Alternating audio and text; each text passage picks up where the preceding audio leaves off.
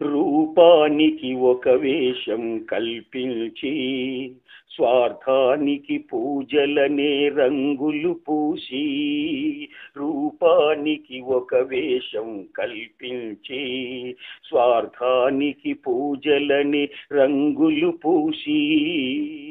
మొక్కుల ఆచారం ముడుపుల గ్రహచారం, దేవుని పేరున ఇంకెన్నో దురాచారాలు, ధర్మము వికటించే మానవులై భోగించే,